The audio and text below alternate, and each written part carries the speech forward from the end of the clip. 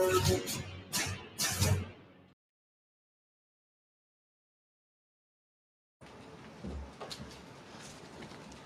afternoon, everyone. Good afternoon. Happy Monday. Good to see all of you here. I want to start with a preview of President Trump's very busy schedule for the week. Later this afternoon, the president will be making a major announcement focused on the childhood autism epidemic, alongside his top health advisors who are working to make America healthy again. This will be a powerful display of how the entire Trump administration is committed to addressing root causes of chronic conditions and diseases, embracing full transparency in government, and championing gold standard science. Tonight, the president will depart to New York City ahead of the 80th session of the United Nations General Assembly. He will be joined in New York City by the First Lady. Tomorrow morning, President Trump will deliver a major speech touting the renewal of American strength around the world, his historic accomplishments in just 8 months, including the ending of 7 global wars and conflicts. The president will also touch upon how globalist institutions have significantly decayed the world order, and he will articulate his straightforward and constructive vision for the world. The president will also be hosting bilateral meetings with the UN Secretary General and the leaders of Ukraine, Argentina, and the European Union. The president will also later in the day hold a multilateral meeting with Qatar, the Kingdom of Saudi Arabia, Indonesia, Turkey, Pakistan, Egypt, the UAE, and Jordan. After these important meetings, the president will attend a reception tomorrow night with more than 100 world leaders before returning to Washington, D.C. On Thursday, here at the White House, President Trump will welcome President Erdogan of Turkey for a bilateral meeting. And on Friday, the president will travel to Long Island for the Ryder Cup golf match between the United States and Europe. This event is one of the greatest sporting events in the world, and it would not be taking place this year without President Trump's help. President Trump signed an executive order last week preventing a strike that would have crippled the New York City area ahead of the tournament, and at the request of the 5 labor unions who all represent workers on the Long Island Railroad. One of the greatest golfers in the world, Bryson DeChambeau, praised the president's critical intervention, saying, quote, "When the possibility of a strike threatened to disrupt transportation and attendance, President Trump stepped up and took the action needed to protect this world-class competition." Thanks to President Trump's decisive leadership, the Ryder Cup experience will be everything fans and the golf community deserve. Again, that's a quote from the great golfer Bryson DeChambeau. Now let's all hope the American Ryder Cup team can take home the trophy. In other news, positive economic data continues to pour in. Brand new polling shows that Americans' faith in the economy and the direction of the nation is back on track and shooting even higher. Home ownership is more affordable, with mortgage rates dropping to a 3-year low. For new home buyers, this represents a $250 decline in your monthly mortgage payment, or nearly $3,000 a year. And President Trump has made it very clear he wants to continue to see mortgage rates decline to a record low, just like they did in his first term. Thanks to President Trump's unleashing energy dominance, gas prices are dropping, and Americans are spending the smallest share of their disposable income on gasoline since 2005. Additionally, the annual cost to own and operate a new vehicle is down by nearly 6% over the last year. Americans are earning more and they are spending more than ever before. After inflation outpaced for 26 straight months under Joe Biden, real wages have increased nearly every month since President Trump took office, with wages for blue-collar workers rising at the fastest rate in 6 decades. Retail sales are also booming, up 5% over last year, and the stock market is booming, and Americans' retirement accounts continue to do well, with the Dow, S&P 500, and NASDAQ all hitting new record highs. In fact, the S&P 500 is up nearly 15%, and the NASDAQ is up more than 21% since Election Day. As part of President Trump's mission to restore America as the manufacturing superpower of the world, he has secured nearly $9 trillion in U.S. investment, nearly 9 times more than Biden attracted in his entire 4-year term, and we expect that number to be upwards of $15 trillion very soon. We're already seeing the initial economic benefits of these investments, with industrial production recently rising to an all-time high. President Trump built the greatest economy in the history of the world in his first term, and we are witnessing him do it all over again. Now, before I open it up to questions, I do want to speak on the heinous political assassination of Charlie Kirk. As President Trump powerfully stated yesterday, this assassination was an attack on everything that makes the United States of America the greatest country on earth. But that attack has completely failed. The heartwarming response from the overwhelming majority of the American people over the past 2 weeks is all of the proof that you need. The assassin who took Charlie's life can destroy flesh and blood, but he can never destroy the values that Charlie stood for. All across the country, millions of Americans have prayed, hosted vigils, attended church services, became politically engaged for the first time, and honored the legacy of Charlie and the ideals he died speaking for. The beautiful memorial service attended by President Trump and 100,000 great Americans in State Farm Stadium yesterday was just the latest example.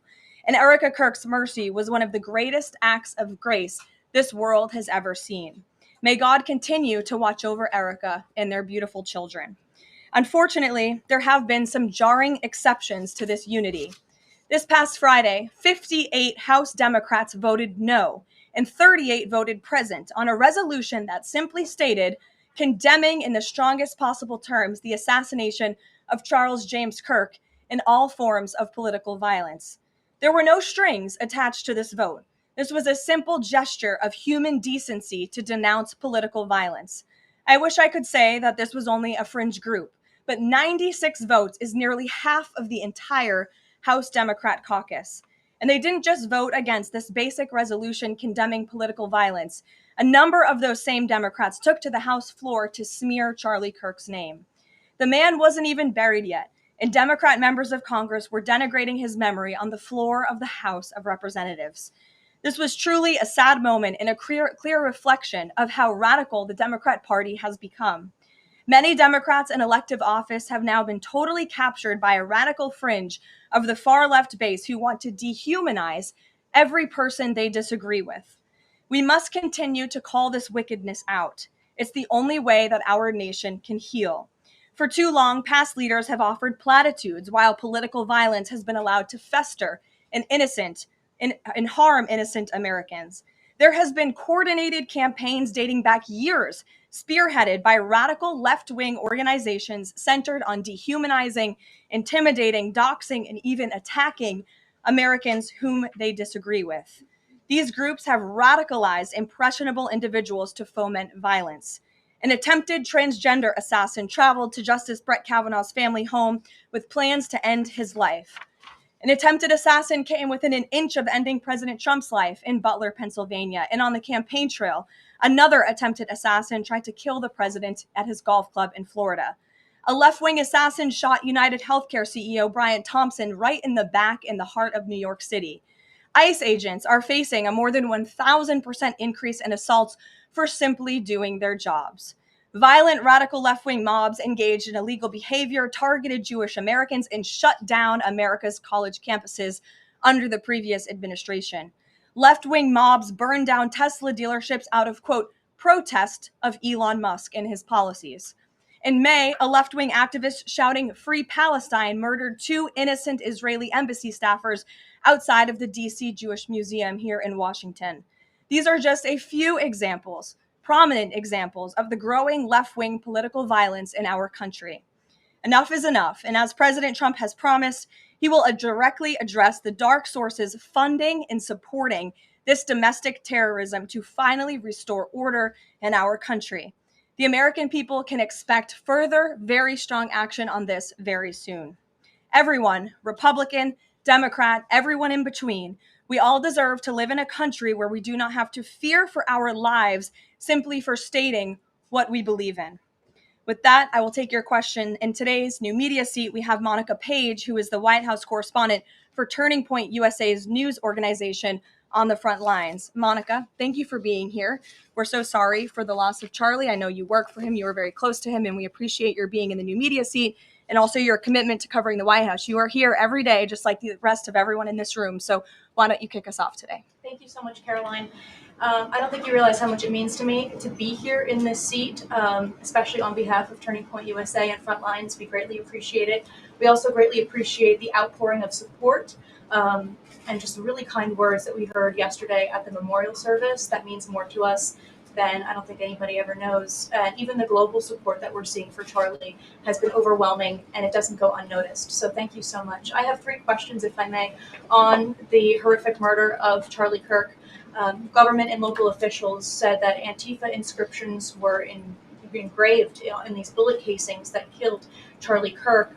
It appears to be a trend, especially after what we saw in the Annunciation Church shooting, Catholic Church shooting.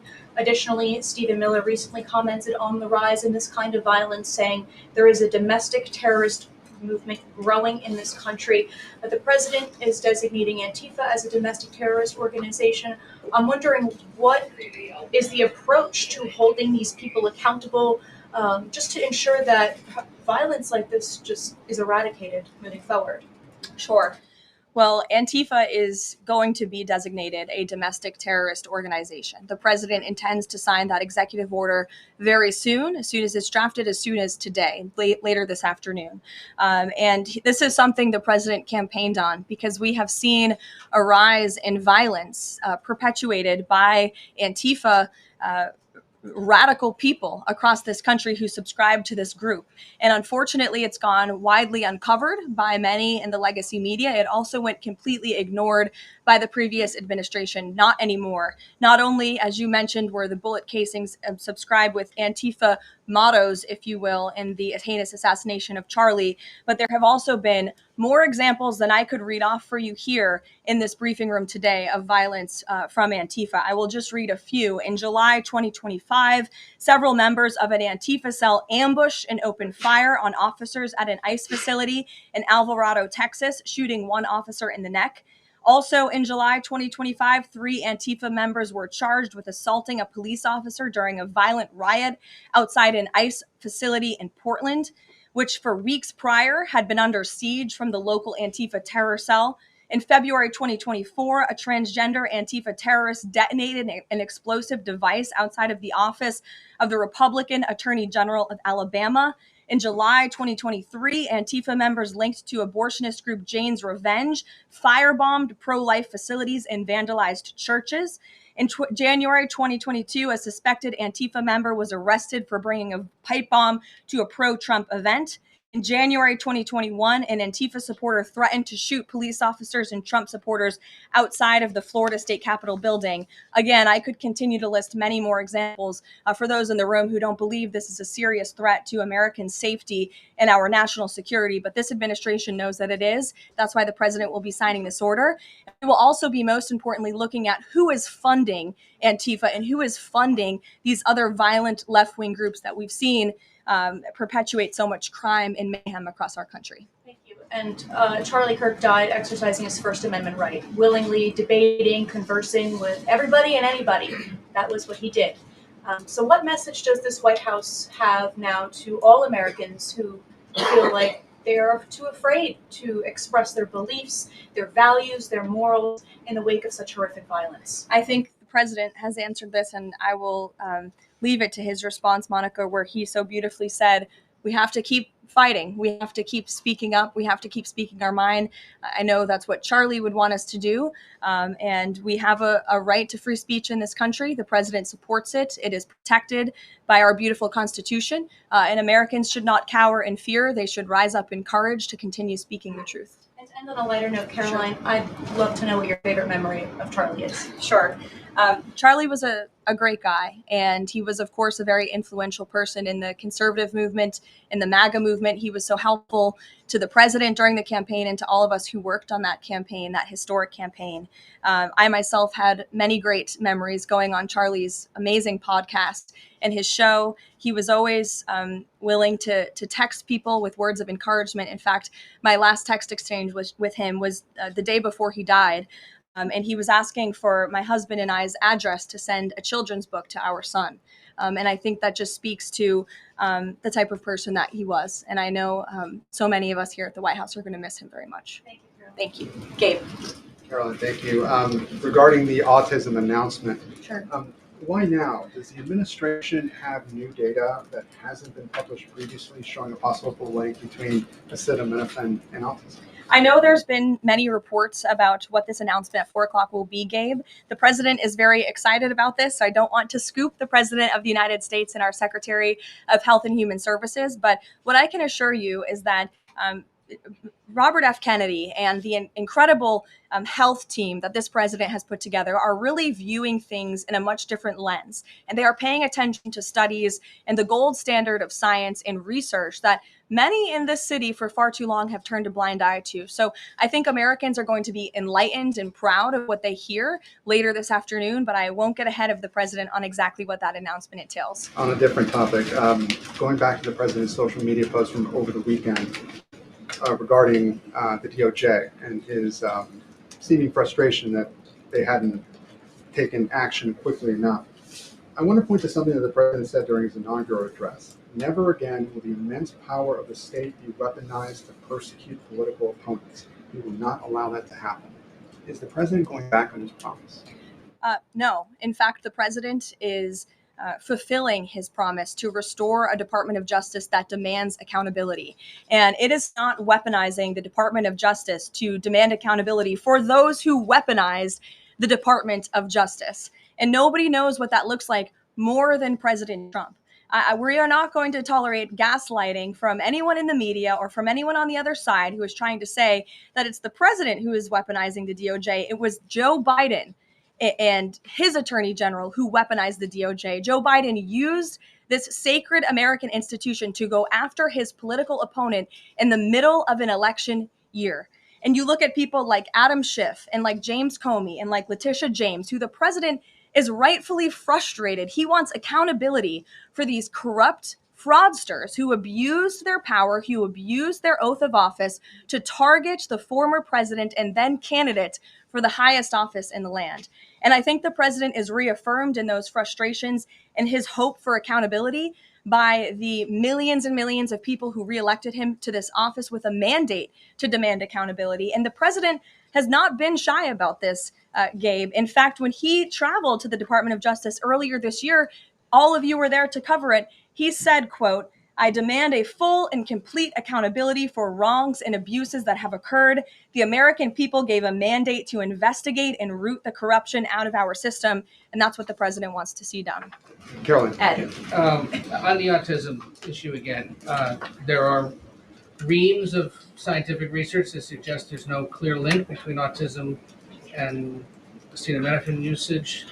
You're suggesting today they may have new information on this. A lot of it, and this entire debate, has the potential to confuse women, especially pregnant women, about what to do. What do you say to those that say what you're doing today potentially just introduces more confusion into the debate? I think women for many years, in fact, for decades, Ed, have been confused by the rapid increase in autism in this country, in the childhood epidemic that is chronic epidemic, disease epidemic that is plaguing America's youth. Women are confused about that and they want answers to that. And that's exactly what this administration is focused on finding. And before you jump to conclusions based on reports that the White House has not even confirmed, I would encourage everyone in this room to go into the 4 o'clock announcement with some critical thinking skills and with some open ears to actually listen to what the president and his team of outsiders have to say about this. And there will be a number of things that will be announced and discussed. And I think I know as a mother myself, I speak, I believe, for many mothers across the country who really want answers to what is happening to our nation's children. So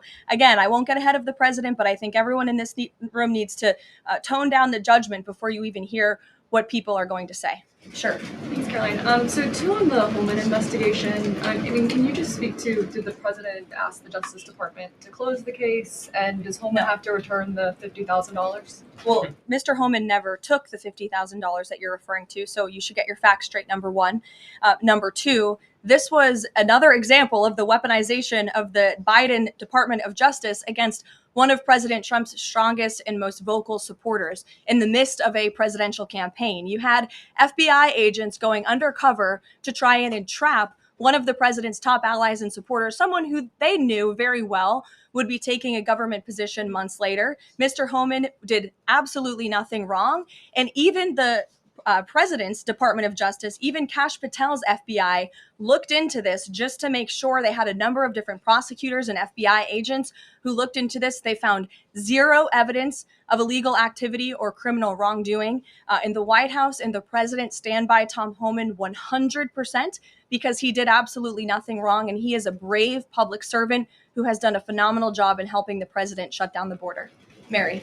Thanks, Karoline. I have two questions on far-left violence. Sure. The first one, the president said yesterday that the bullet hit Charlie, but it was aimed at every one of us. Do you and your colleagues have a heightened sense of fear following this shooting and this far-left violence we're seeing across the country? I certainly think there's a heightened sense of awareness by conservatives across the country, by all of us here at the White House. Again, as I said to Monica, many of us were personal friends with Charlie and had involvement with Turning Point before we came and served our government in this way. So certainly it's a very shocking incident. And I think, it's very unfortunate that those of us who work in this movement have to think about violence just for speaking our minds and for supporting President Trump. And as a follow-up on that, I asked the president last night on Air Force One about this pattern of transgender violence we're seeing. Charlie's killer lived with his boyfriend who identifies as transgender, and then we had the Annunciation shooting, the Covenant shooting, all of these incidents.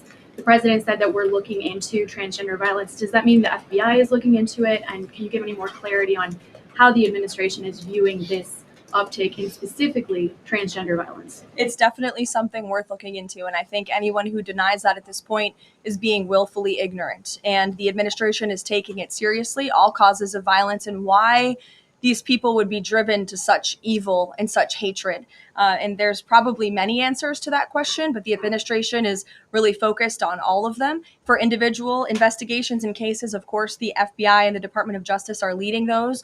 But as for this overall violence and domestic terrorism that we're seeing, the White House and the president's policy team will be leading the charge. And that really begins with designating Antifa as a domestic terrorist organization.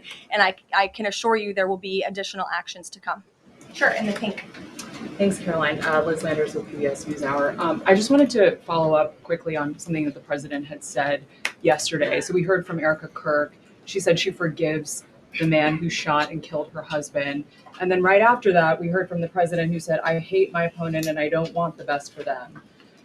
How does that square with bringing down the temperature of political violence in this country? And then if I could, I had a follow up on Venezuela too. Look, the president is authentically himself. I think that's why millions of Americans across the country love him and support him, including Erica Kirk, who you saw so beautifully was on stage with the president in an unthinkable moment, in the midst of an unthinkable tragedy, and was leaning on the president for support during that time. And he was there to give it to her, as well as the vice president and many other top-ranking cabinet officials. Kayla.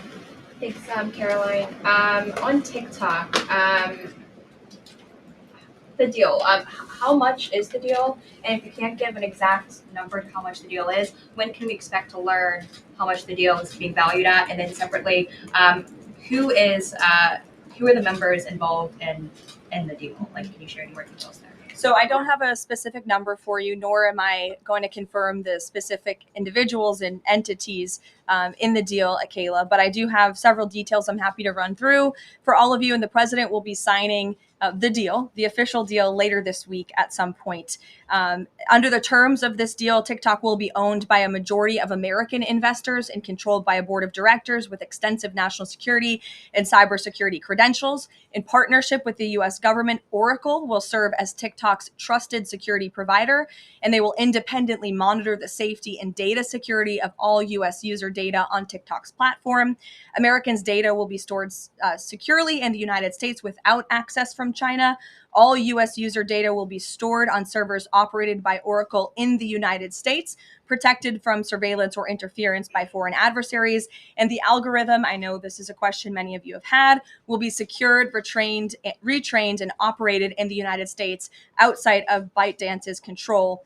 And TikTok will remain globally interoperable, meaning TikTok users in the US will be able to see videos posted by users in other countries and vice versa. While I don't have a number on the specific deal, we do expect that thanks to the president's leadership and the securement of this historic deal, businesses using TikTok will generate as much as $178 billion in economic activity within the US over the next 4 years. So this is great news, not just for the millions of American youth who use TikTok. Their data will be safe and secure with this new deal. They'll continue to use this very fun app.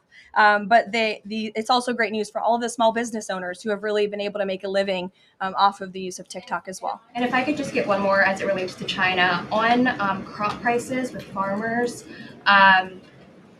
as there's still no official trade deal with China, farmers are getting a little bit antsy navigating, prices being weak and not strong. How is the administration, thinking about farmers right now? Is there anything we can expect to see from the administration on, sort of bailing farmers out should prices continue to not work in their favor? Well, the administration is completely understands the anxiety of farmers. We're very much aware of this issue. It has been a part of our discussions, the trade team's discussions with their Chinese counterparts. As for any specific actions, I don't have any news on that for you today, but I can fully assure you the entire National Economic Council in this building, as well as our Secretary of Agriculture, Brooke Rollins, have been talking with the trade team about this. There's been many meetings on this, and they are on the ball, but I don't have anything specific for you today. Sure, Selena. Thanks, Karoline. But the case against Letitia James was extensively investigated for 5 months, and President Trump's handpicked Attorney General Eric Siebert could not find any evidence that he committed a crime. So is the president saying here it doesn't matter if there's a crime, he just wants his political enemies to be charged? Well, let me just walk you through Letitia James. Letitia James completely abused her oath of office. Letitia James was actively and openly engaged in lawfare. You talk about weaponizing the Department of Justice. What was Letitia James's campaign slogan? It was prosecute Donald Trump. She was saying she was going to prosecute Donald Trump before she even knew if Donald Trump committed a crime, which of course we did not. Those are not the words of a serious prosecutor. Those are the words of a corrupt politician who is abusing their power. She actively campaigned on that. She also led the witch hunt, the financial fraud investigation against President Trump and the Trump Organization, and an appeals court tossed that case out, a $500 million civil fraud penalty in August, which was another win for the president and exonerated him of this witch hunt and showed that this is an individual who is corrupt and abused her oath of office. And we also have evidence of her mortgage fraud. An April report from a white-collar fraud investigator found that there was documented evidence that James engaged in a consistent pattern of financial and property disclosures that raise serious legal questions. But why won't the president accept the conclusions of his Justice Department to not bring charges against Letitia James? In fact, you had Bondi and Blanche top DOJ leadership who were against ousting Eric Siebert, who again was picked by President Trump. I just answered that question for you, and the president has every right to express how he feels about these people who literally campaigned on trying to put him in jail, who literally tried to ruin his life and ruin his businesses, and he wants to see accountability for those who abuse their office and abuse their power. And Letitia James absolutely did that, whether you want to admit it or not. Is that not retribution, though? Jeff, it's accountability. Thanks, Jeff. Karoline. 2 foreign policy questions. President Putin has offered President Trump a 1-year extension of the latest, for the most recent treaty limiting nuclear weapons. Does the White House have a reaction to that? Does the president want to accept that offer? And then one separate issue, just generally, what is the president's response or reaction to the number of countries this week who are planning to or have recognized a Palestinian state? 2 great questions, Jeff. To your first question about Russia, the president is aware of this offer extended by President Putin, and I'll let him comment on it later. I think it sounds pretty good, but he wants to make some comments on that himself, and I will let him do that. As for all of these Western nations that are recognizing a Palestinian state, the president has been very clear. He disagrees with this decision. He spoke about that in the UK, standing right next to his friend, Prime Minister Starmer, and he feels this does not do anything to release the hostages, which is the primary goal right now in Gaza, does nothing to end this conflict and bring this war to a close. And frankly, he believes it's a reward to Hamas. So he believes these decisions are just more talk and not enough action from some of our friends and allies. And I think you'll hear him talk about that tomorrow at the UN. Kristen. Thanks, Karoline. Just going back to this Letitia James story, what does President Trump plan to do if the Attorney General, Pam Bondi, tells him that there is not enough evidence to bring his political opponents' cases or to charge those cases? That's a hypothetical question, Kristen. That hasn't happened at this point. But we did see one U.S. attorney not be able to find enough evidence, and now they no longer have a job. Is that something that you would consider? Look, the president stands with Pam Bondi 100%. He made that clear this weekend. He answered questions from all of you last night on Air Force One. He said the same, and that's how he feels at this moment in time. Just one more thing on the Attorney General. Go ahead. Caroline, with the president's report designating Russia as a sponsor of terrorism, does it return kidnapped Ukrainian children? And then secondly, we just found out through questioning that Hunter Biden sat in on the discussions of his pardons. What's the White House response to that? Unfortunately, I think it's unsurprising. And it's also very telling that one of the only pardons Joe Biden signed on his way out the door was the pardon of his son. Everything else was signed with an auto pen, but that one was clearly his own signature. To your first question about Russia, I have no news to share with you on that. Sure, in the yellow. According to media reports, Maduro has sent a letter to President Trump, but President Trump avoided saying whether he has read it. Did he receive it? We have seen this letter. Frankly, I think there were a lot of lies that were repeated by Maduro in that letter, and the administration's position on Venezuela has not changed. We view the Maduro regime as illegitimate, and the president has clearly shown that he's willing to use any and all means necessary to stop the illegal trafficking of deadly drugs from the Venezuelan regime into the United States of America. Context of the letter? Gilbertson, go ahead. The admin, you and then go ahead. Sure. Thank you, Caroline. Whitline with Waterhawk News. The admin has openly discussed taking legal action against officials in sanctuary jurisdictions. Just this last weekend, we saw Mayor of Evanston, Daniel Bliss, rioting and protesting outside the ICE facility near Chicago. Are there plans to start arresting sanctuary mayors or governors going forwards? Unless they commit a crime, I don't see them being arrested. But if they are violating federal law, if they are violating state law, then of course they should be arrested by state and local law enforcement. If they're violating federal law, then they can expect the consequences of that behavior. Nick. Thank you, Caroline. Would the president like to see Congress pass a national holiday honoring Charlie Kirk annually? That's an interesting question. I'm sure he wouldn't oppose such a thing. But you can pose that to him yourself next time you get the chance. Sure thing. And to follow up too, I know the president is honoring Charlie with the Presidential Medal of Freedom. Is there anything else that we don't know of in the works to honor Charlie? Not at this time, but we do look forward to that Medal of Freedom ceremony very soon. Daniel. Thanks, Caroline. This past Friday, Adam Schiff, Tim Kaine, they introduced a resolution on Capitol Hill aimed at stopping the successful kinetic strikes against narco-terrorists in the Caribbean Sea. What does a move like this, what type of message does it send to families, specifically families who have suffered at the hands of deadly narco drugs like these? I definitely think it sends the wrong message. We wish that Democrats would get on board with a very simple idea of ending drug trafficking and securing our homeland. And I saw a report this morning that the Dominican Republic actually helped us seize a boat that was on its way from Venezuela to the United States of America with lots of deadly drugs on board. And so if you actually hear from Caribbean nations in the region, they are thankful and grateful for the administration's efforts, and they're working alongside us to end this plague of drug trafficking through their seas. Sure, Karen.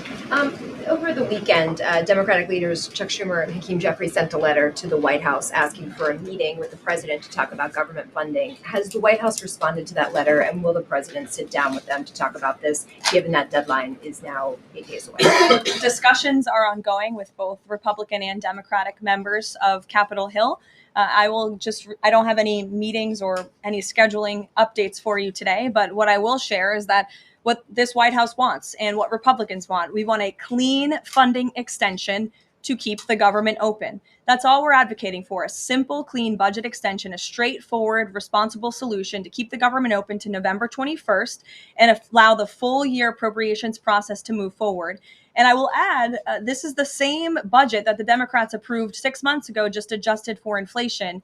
And unfortunately, all of a sudden now, they want to shut down the government. And if the government is shut down, it's only going to, it will be the fault of the Democrats, and it will only hurt the most vulnerable in our country, our seniors, our veterans, our military families, and increasing security for members of Congress, which is something this White House and the administration supports. And if you look back at the statements made by Chuck Schumer and Hakeem Jeffries in the past, they too have advocated against a shutdown and for keeping the government open.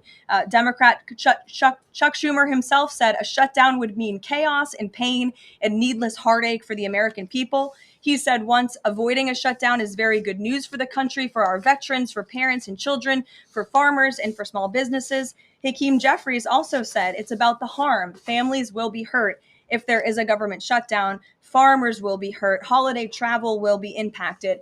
Democrats clearly know what the right thing to do is here. It's to join with Republicans to pass this clean funding extension. That's what the White House and the president wants. And with that, we will see you all at 4 o'clock for this big announcement later on. Thanks, guys.